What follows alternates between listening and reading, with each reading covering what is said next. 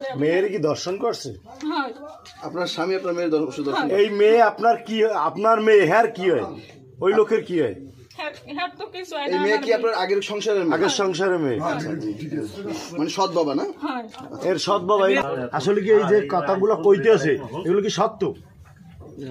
হ্যাঁ, এগুলো কল লাগা তোমার মেয়ে না?